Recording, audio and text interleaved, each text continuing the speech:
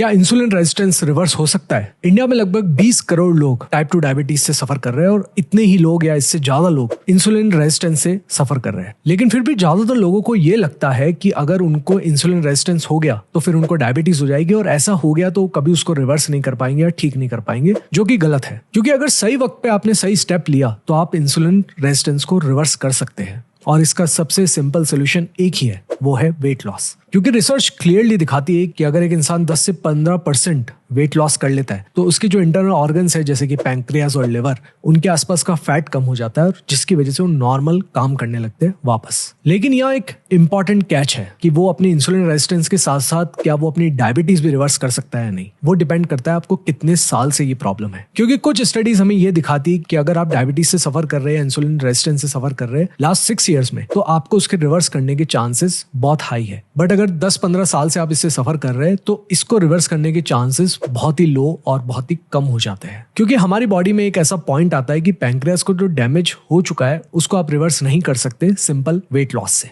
तो अगर आपको रिसेंट में डायबिटीज डिटेक्ट हुई है या आपके पेरेंट्स को डिटेक्ट हुई है तो प्लीज उनको इमीडिएटली एक वेट लॉस रिजीम पे डालिए। उनके लिए एक अच्छा कोच ढूंढिए जो उनके लिए एक अच्छा डाइट और वर्कआउट प्लान बना सके। क्योंकि अगर उन्होंने अभी अपना वेट लॉस कर लिया 10 से 15%, 20% के आसपास, तो हो सकता है उनका जो डायबिटीज है, इंसुलिन रेजिस्टेंस है, वो रिवर्स हो जाए और साथ में उनकी आगे आने वाली लाइफ भी बहुत इजीली निकले। बट इस बात का ध्यान रखिए कि साथ में आपको डॉक्टर की गाइडेंस भी लेनी पड़ेगी। अगर डॉक्टर आपको कुछ मेडिकेशंस दे रहा है इसके लिए तो प्लीज उसको स्किप मत करिए, उसको कंटिन्यू रखिए।